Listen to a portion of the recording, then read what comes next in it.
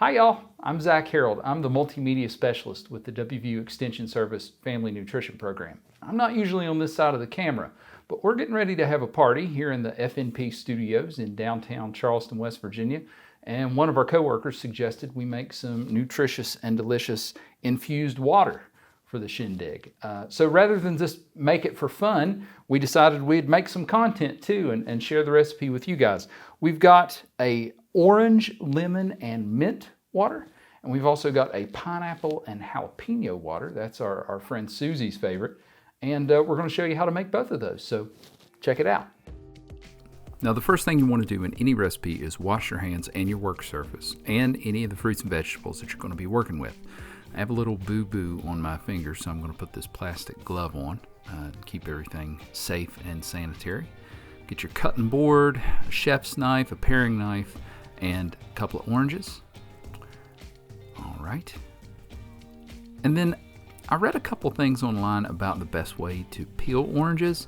So I'm going to try a few of those techniques. One is to score it around the middle, then take the handle end of a spoon and kind of jam it up in there, and that should enable you to... No, I just completely massacred this. This is, this is not good.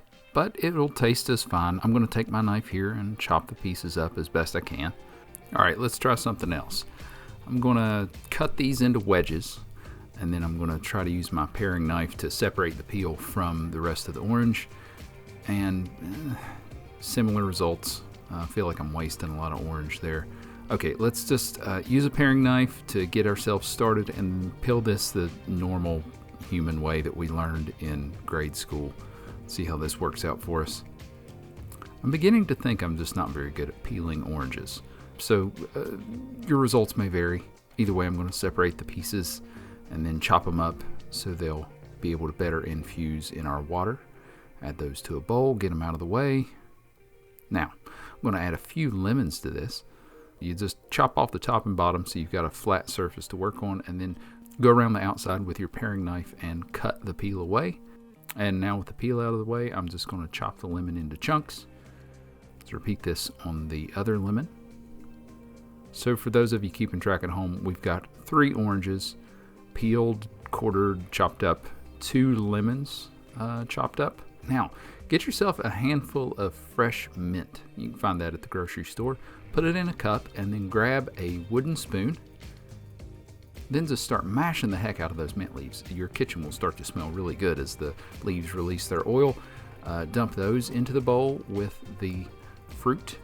And then get yourself some kind of pitcher. I've got a nice handy dispenser here. Just dump all of the fruit and the mint leaves in there. Put the lid on and then just refrigerate this until you're ready to serve. Okay, let's wipe up some of our mess and get started on our pineapple jalapeno water. Chop off the top of that pineapple. Then get the bottom so you have a flat surface. Now, oh, nope, I'm making it. Stop, Zach, stop. You have to remove the outside first. What are you doing? Okay, yeah, realize your mistake. Then take your chef's knife and remove the prickly skin from the outside of the pineapple. This would have been a lot easier if I had not chopped it into quarters first. Is it a blooper if you leave it in?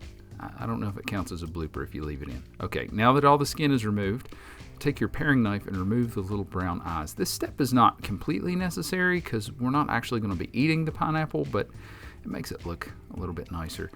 Once you've removed the eyes, now we have to remove the inedible core. That's pretty easy. Just wedge your pineapple and then cut the core out and discard it.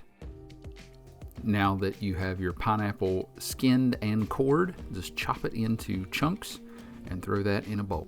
Wipe down the work surface one more time, and now our jalapenos. Chop the stems off, and then I split these down the middle so it would be easier to seed. Seeding your jalapenos takes some of the heat out because that's where most of the heat is, in the seeds and the veins. I was also worried the seeds might clog up our water dispenser. So you've got 4 jalapeno halves. Get your water dispenser and just add it all to that. Put the lid on.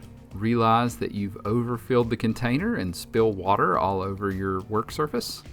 Just going to lay a little bit of that out and put it in a bowl. until the lid can go on without incident. Clean up your mess and refrigerate this one too. At least a couple hours, but preferably overnight. You could serve these immediately, but it's best to let them go for at least a couple hours in your fridge. These have been going overnight, and I think I'm going to try some of the pineapple jalapeno water. All right. Wow, that is really good. You don't get the heat from the jalapeno, but you do get some of that peppery flavor, and then of course the beautiful sweetness of the pineapple. Hope you try these infused waters at home or for your next party or get together or potluck or whatever. And join us back here on the YouTube channel for more healthy and nutritious recipes. See you later. Bye.